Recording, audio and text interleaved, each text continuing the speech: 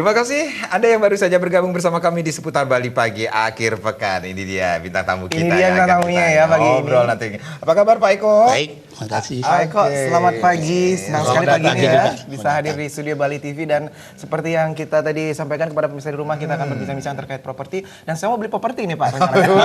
Sombong.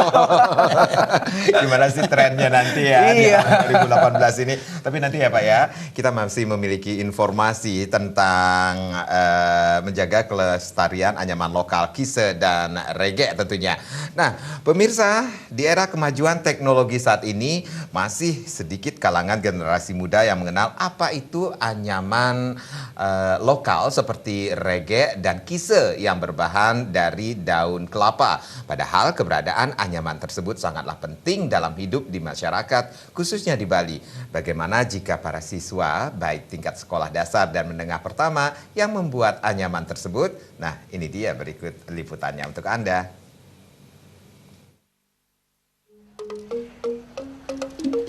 Mengisi liburan akhir semester, puluhan siswa di Kabupaten Buleleng mengikuti lomba kelestarian anyaman lokal yang diselenggarakan di Stipora Kabupaten Buleleng, serangkaian Buleleng Education Expo. Para siswa terlihat serius menganyam daun kelapa yang diolah menjadi anyaman berupa kisah dan regek. Kisah dan regek biasa dipakai sarana upacara bagi umat Hindu. Lomba tradisional seperti ini sengaja dipilih untuk meningkatkan pengetahuan para siswa dalam bidang budaya dan keagamaan. Pada zaman sekarang masih minim generasi yang menggeluti kegiatan tersebut. Tidak hanya diikuti oleh para peserta laki-laki, peserta perempuan juga tidak kalah bersaing dalam membuat anyaman ini. Salah satu siswa SMA 2 Singaraja bernama Natalia yang mengaku belajar membuat anyaman berupa kisah dari orang tua. Pekerjaan yang biasanya dilakukan oleh laki-laki ini tak membuat dirinya minder karena bagaimanapun juga manfaatnya untuk dirinya sendiri.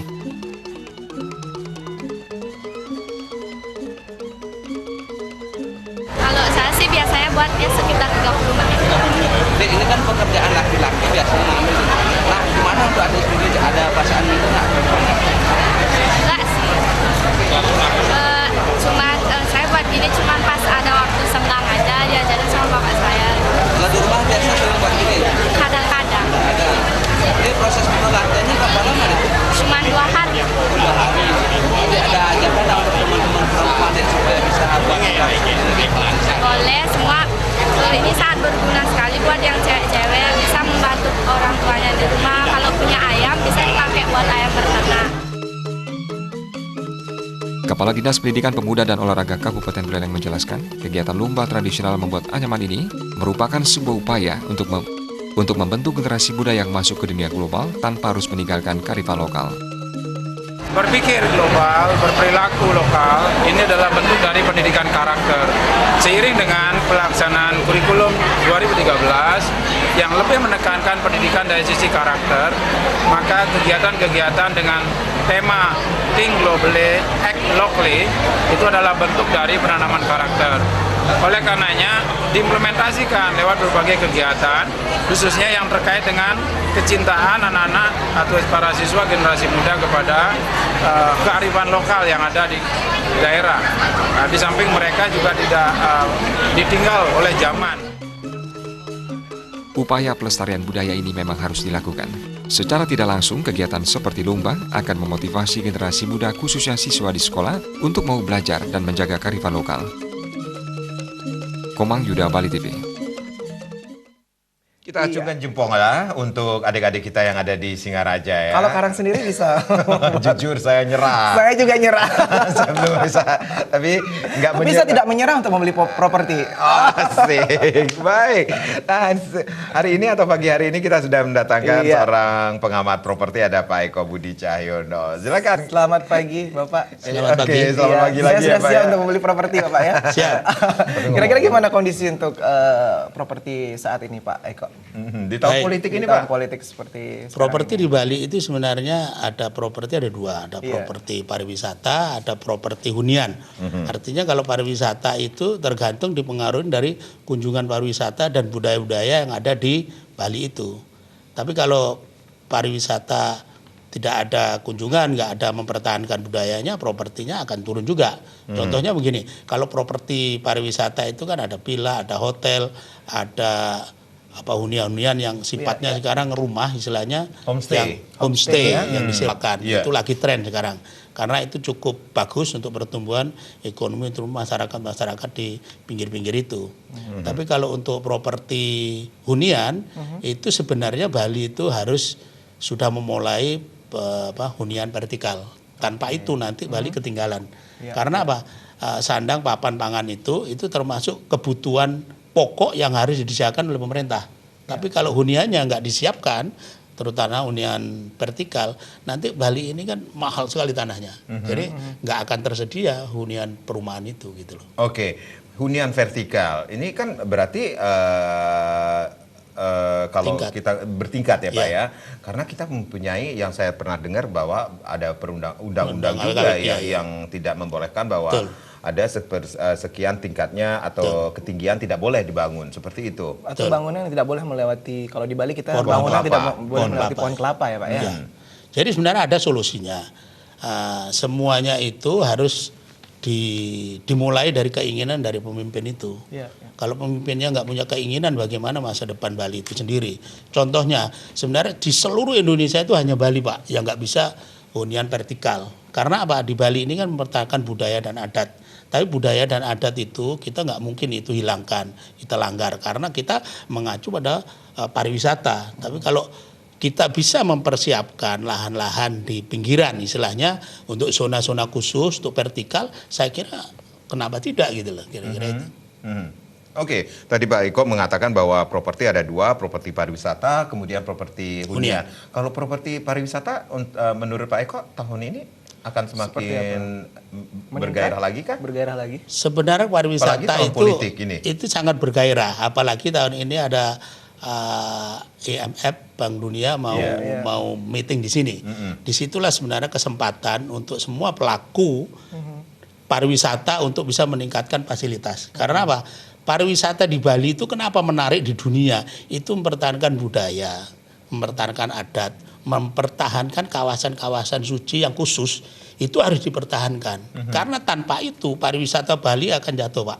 Contohnya apa? Walaupun gunung akan meletus atau gimana, itu yang inden untuk hotel-hotel itu masih survive lah, masih bagus gitu loh. Masih bagus Pak. Ya, untuk apalagi ke properti depan ini pariwisata. September Oktober ini ada event yang besar. Jadi kemungkinan itu ya cukup menarik lah Bali. Kalau tanpa menarik saya kira Bank Dunia akan berpikir dua kali lah untuk nggak Ini melakukan di untuk sini. kisaran harganya berapa nih Pak Eko untuk properti saat ini?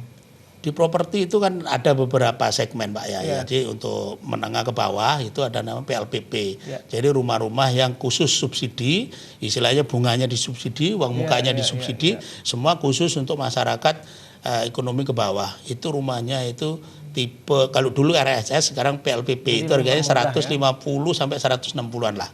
Itu bunganya masih murah, uang mukanya cuma 5 juta, bahkan 2 juta itu disubsidi. Jadi cuma 3 juta udah dapat rumah. Cicilannya antara 600 sampai 1 juta lah. Tinggal Tambah pilih semangat yang ini mana aja. Cuman di Denpasar nggak bisa Ini gitu loh. semangat tuh beli properti. Di Denpasar nggak bisa, itu hanya kawasan kayak Buleleng, Karangasem, Negara itu bisa. Oke, ada beberapa daerah Ya yang khusus yang karena khusus tanah ya. Denpasar, Badung, Tabanan itu udah mulai mahal Pak. Sudah full ya Pak ya? Full. Oke, baik. Kita akan ke properti hunian ini sendiri, Pak. Ada kekhawatiran atau isu yang berkembang bahwa daya beli masyarakat menurun. Benar nggak sih, Pak? Tahun Betul. ini, Pak?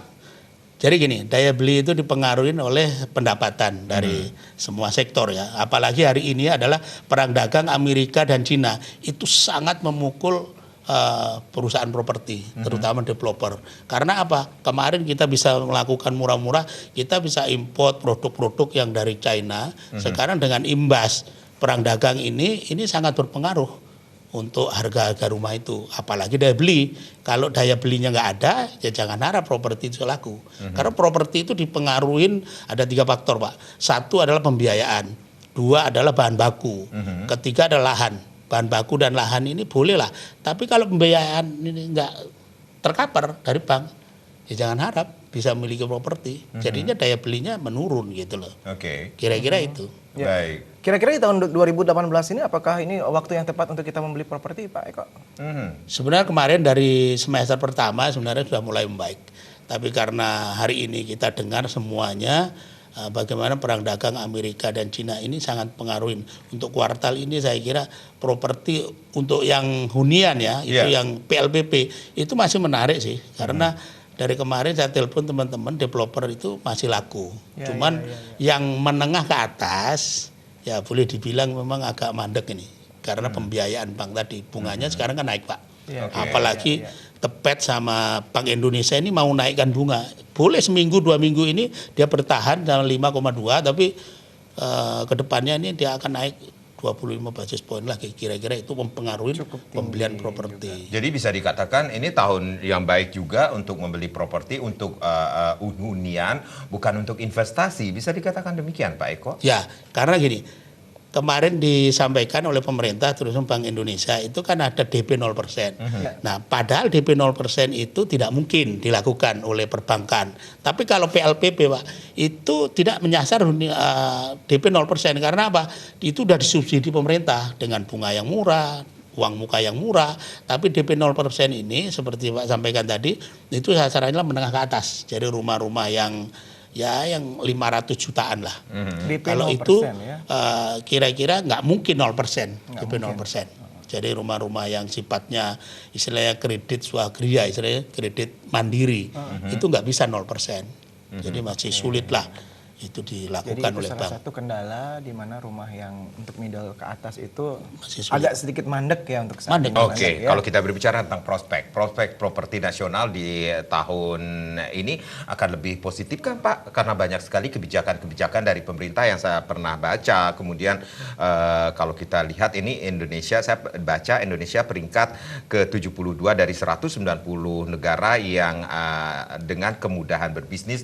Kemudian ada juga kemudahan dari warga negara asing yang boleh memiliki properti di Indonesia. Betul.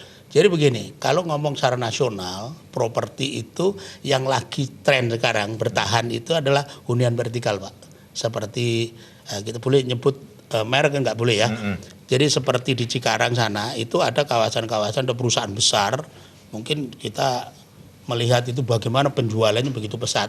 Tapi kalau properti yang sifatnya itu umum, yang seperti tadi kan properti ada ruko, ada rumah, tempat tinggal, ada apartemen, ada hotel, itu semua yang kita ambil yang menengah aja. Hunian dan kantor. Hunian dan kantor Indonesia lagi tren.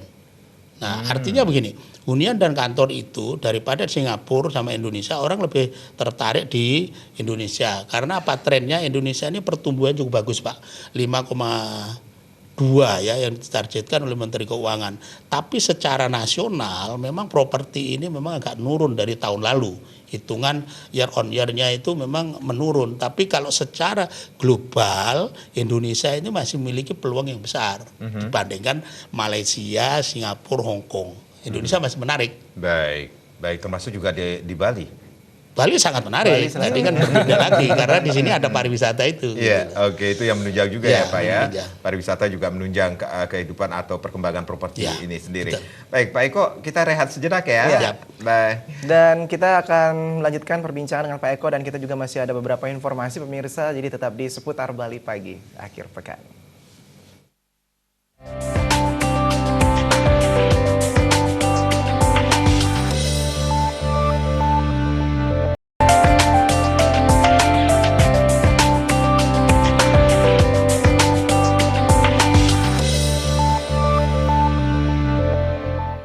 Kembali dengan pengamat properti ada Bapak Eko Budi Cahyono. Ini ada yang menarik sekali yang di sana sebelum kita break tadi itu ada banyak sekali ya ternyata ya ruang lingkup dari properti itu sendiri ya. Tadi Pak Eko bilang ada rukos, ya, rumah kos. Baik, Pak, ini jumlah penduduk yang sangat besar. Ini apakah menentukan industri properti itu punya potensi yang sangat besar juga, Pak?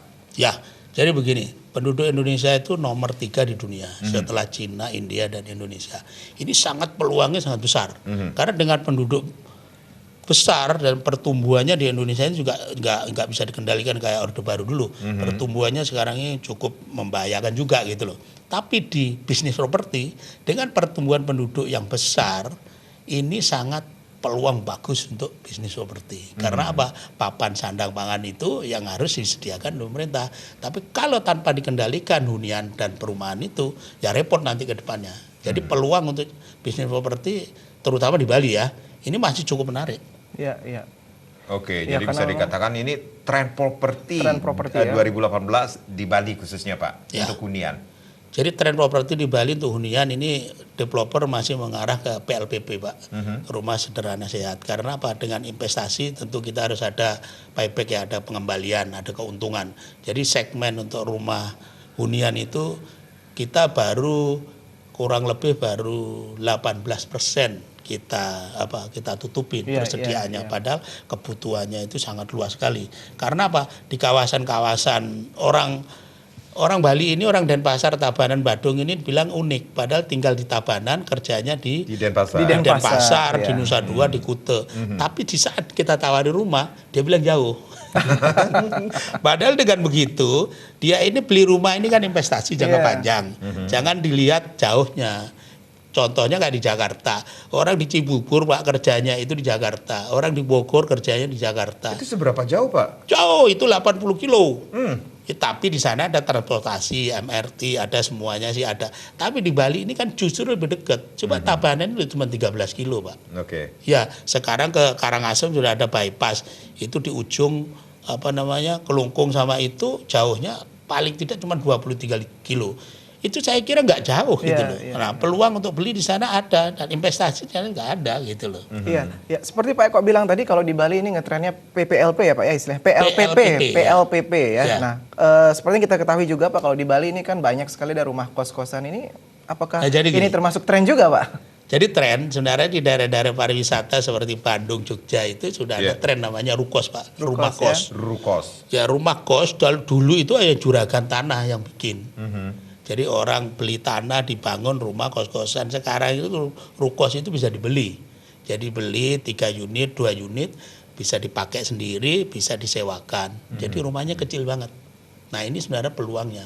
Juga istilahnya kantor bersama. Kantor bersama itu bikin satu gedung ruko yang ukurannya mungkin cuma 500 meter tapi dikapling-kapling untuk beberapa kantor. Itu trennya di daerah-daerah perkotaan. Di Bali sepertinya bagus ya dibikin tadi apa? Kantor bersama Ya, ya, kantor Pak ya. bersama. Jadi hanya berapa meter tadi Pak?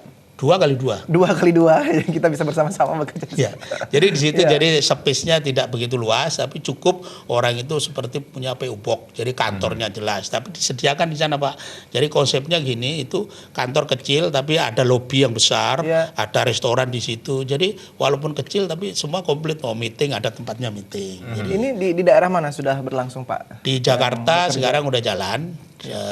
Beberapa developer besar itu sudah melakukan itu karena apa trennya sekarang itu kantor sekarang kan mobilitas itu sangat tinggi, apalagi komunikasi digital, apalagi ada HP, itu orang nggak harus duduk di kantor, cukup dengan komunikasi Mobiling ya? di kantor itu sebagai administrasi aja. Oke. Sekretaris cukup satu di situ, kita sudah bisa kemana, kita mau meeting kemana, terserah. Baik, nah ini Bapak sebagai seorang pengamat properti ini sendiri, bagaimana dengan generasi milenial seperti kita ya? Oh kita termasuk Milenial ya sekarang ya. generasi milenial Trennya, Pak. mereka melihat apa Pak di dunia properti ini sendiri? Apakah melihat ide atau keunikan desainnya atau mungkin bagaimana? investasi? Jadi begini, di properti itu sebenarnya desain itu tidak terlalu karena desain sekarang ini global. Apalagi anak-anak milenial itu Ya. itu cara berpikir, cara pandangnya untuk melihat properti itu kan sangat efisien yang dia cari. Jadi Oke. yang sederhana, jadi kalau orang sekarang trennya itu jelas minimalis. Minimalis ya? Nah, minimalis, jadi nggak terlalu besar. Tapi di Bali ini cukup bagus Pak untuk melindungi minimalis itu. Jadi orang di Bali nggak bisa membangun sembarangan kawasan untuk membangun minimalis, tapi harus mempertahankan budaya dan adat itu. Jadi pagernya, ukir-ukirannya nggak bisa. Tapi kalau untuk hunian secara khusus spesifik, ya memang dari dulu namanya luasannya itu terbatas, jadi nggak bisa lah diekspansi untuk model yang khusus, nggak bisa. Tetaplah arah minimalis. Tapi zaman milenial, anak-anak itu berpikirnya cuma dua. Apa? Dia pikir bagaimana kita bisa jalan-jalan. Jadi rumah itu kurang diminatin Itu saya untuk itu, anak-anak milenial. Itu saya Pak, jalan-jalan di Ya, jadi nabungnya dia jalan-jalan. Nabungnya gitu. dia jalan-jalan. Iya itu. Jadi kurang menarik rumahnya. Makanya anak-anak ke depannya ini akan berpikir seperti negara-negara modern nantinya. Jadi bagaimana rumah itu hanya untuk tidur saja. Oke. Jadi akibatnya apa? Ya sewa dia. Makanya tren untuk rumah vertikal itu penting di daerah berkembang gitu. Oke, kita berbicara tentang harga sekarang. Harga. Ini daerah menentukan harga juga nggak sih Pak? Saya kira daerah bisa menentukan itu karena kan nilai bahan baku tanah.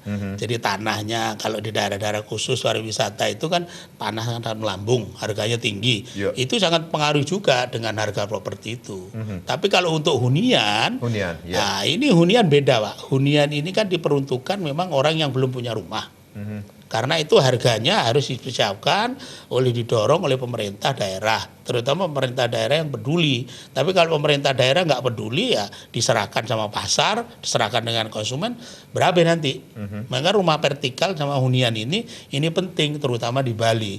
Kawasan-kawasan Bali ini sangat terbatas, apalagi kawasan pariwisata itu nggak bisa untuk rumah hunian, itu undang-undangnya nggak boleh.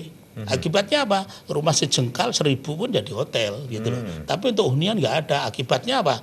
Ya kasihan nanti generasi milenial tadi nggak memperoleh rumah gitu loh. Pak, kisaran harga berapa ya Pak? Untuk ini biar saya bisa lebih jelas Pak. Jadi kalau rumah-rumah hunian khususnya Denpasar ini itu sudah di atas 900. Kalau di Denpasar, Bandung mahal, ya? ini dengan tanah kurang lebih 100 meter dengan luas 36 itu antara 800 sampai 900 lah. Itu Ini sudah yang harganya. termasuk menengah ke atas ya Pak ya? Yang Ya ini khusus, Khusus jadi sudah ya, menengah ke bukan- atas. bukan Jadi yang tidak zero, PLPP tadi, bukan yang PLP lagi. bunga 0% itu Bunga nggak di 0% situ. ya. Ini sudah apa namanya? Ini apakah ada syarat-syarat tertentu Pak untuk rumah PLPP dan rumah yang Bapak bilang untuk menengah ke atas ini? Jadi gini, rumah PPLPP itu artinya gini, rumah itu budgetnya udah ditentuin sama pemerintah. Ya. Oke. Artinya begini, tanahnya umpamanya 100 meter, tanahnya biasanya 70 meter sampai 100 meter, luasnya 35 atau 36 meter rumahnya. Jadi udah ditentukan. Tapi kalau rumah yang saya bilang 800 sampai 900 itu bebas. Tanahnya bisa 100, bisa 120, harganya itu menentukan bahan baku itu. Apa itu istilahnya stylenya, istilahnya desainnya juga apa bahan bakunya itu khusus lah, artinya kualitas, dari kualitas. Jika saya ingin membeli itu apakah ada syarat-syarat khusus Pak? Ada Ya. syaratnya khusus, satu ya tentu punya pekerjaan. Punya pekerjaan yang pastinya. Kalau nggak punya pekerjaan nggak repot juga kan? Iya. Nanti anjuran. Yang kedua, DP-nya itu sudah terakumulasi kalau untuk rumah PLPP. Iya. Jadi artinya DP sudah ditentukan. Tapi kalau rumah yang sifatnya personal tadi, yang swagria itu DP-nya relatif. Jadi sekarang itu mungkin bolehlah 20% sampai 30%. Jadi Itu diawali kalau rumah 20%, pertama, ya. maksudnya Bapak punya rumah sudah ngambil, walaupun lunasnya kurang 2 tahun ngambil lagi itu nggak bisa. Bunganya dengan rendah, jadi harus rumah kedua bahasanya.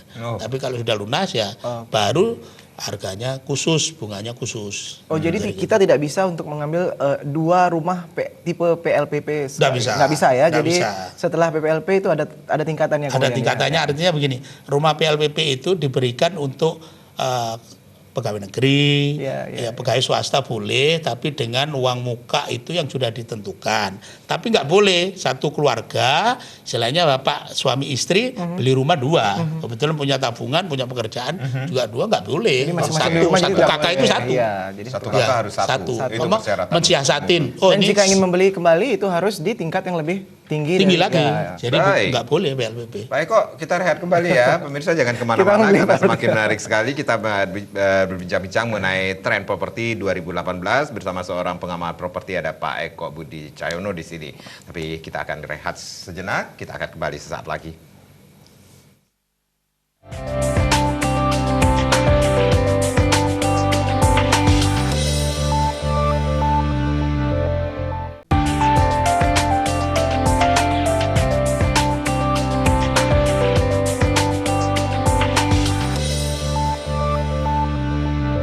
Pak, ini kalau kita berbicara tentang orientasi pengembang tahun ini mengarah kemana ini Pak di tren properti 2018? Jadi sebenarnya kalau untuk secara nasional trennya itu masih tetap vertikal, karena di vertikal ini istilahnya kawasan sama bahan baku, lokasi itu bisa dioptimalisasi. Jadi bisa 10 lantai, kalau Jakarta kan bisa sampai 70 lantai.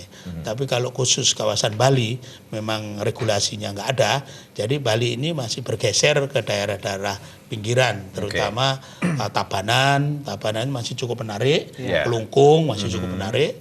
Tapi kalau Buleleng memang agak ke utara ya. Tapi sebenarnya trennya itu sebenarnya di daerah Besaki. Bukan Besaki, apa namanya? Yang monyet-monyet itu apa namanya? Bedugul. Oh, bukan Badung, masih Badung di sini apa namanya? Sange. Nah, daerah itu sebenarnya harusnya bisa dibuat di sana kawasan khusus itu, rumah-rumah itu. Tapi karena sekarang tanahnya itu di daerah Sange Utara ini udah mahal juga gitu loh, karena banyak pila-pila, makanya tidak terkendali daerah-daerah untuk pila itu gitu loh. Oke, Pak Eko sebagai seorang pengamat properti ini sendiri, ini bagaimana dengan jumlah milenial yang membeli dalam properti tahun ini, Pak? Meningkat nggak sih, Pak? Tahun ini sebenarnya milenial itu kebanyakan berpikirnya bagaimana dia jalan-jalan, bagaimana dia traveler ke seluruh Indonesia, bahkan seluruh dunia ya. Jadi untuk niat membeli untuk umur 30 dari survei yang dilakukan BI Bank Indonesia itu umur 30 ke bawah itu, maksudnya yang sudah bekerja kan di antara sarjana itu 23 sampai 30. Dia belum minat beli rumah. Lebih minatnya ke traveling, Pak ya. Minatnya masih jalan-jalan. Dia akan mikirkan rumah itu, contoh orang tuanya itu punya anak 2, milenial semuanya. Orang tuanya nggak bisa mengarahkan, kamu beli rumah nabung. Itu nggak bisa, karena memang sekarang ini zamannya udah zaman digital ya, orang udah berbeda cara pikir anak-anak kita itu. Dia nggak mikirkan papan itu padahal utama kebutuhan, tapi dia nggak mikirin. Jadi daya belinya untuk masyarakat ini masih kecil gitu. Iya. Dengan hal itu Bapak bagaimana cara kita mengedukasi untuk era milenial ini Pak agar bisa mengurangi jalan-jalan atau lebih membeli properti untuk kedepannya? Atau tidak takut berinvestasi Atau dalam tidak dunia takut berinvestasi properti. ya? Sebenarnya ada beberapa cara untuk menabung. Ya, menabung itu kan harus dibarengi dengan niat. Nah, untuk mengedukasi anak-anak ini, kadang-kadang kan gini, kita ngasih tahu di masyarakat, terutama di Banjar-Banjar, kita informasikan kalau hidup itu yang paling utama adalah punya tempat, punya hunian, punya rumah. Tapi mereka berpikirnya, wah ini rumah bapak ibuku masih mampu karena saya belum punya anak gitu loh. Tapi kalau yang sudah punya anak, dia mulai berpikir bagaimana kos, bagaimana membeli rumah. Mereka sudah mulai berpikir, tapi itu biasanya menginjak 30 ke atas. Kebanyakannya begitu.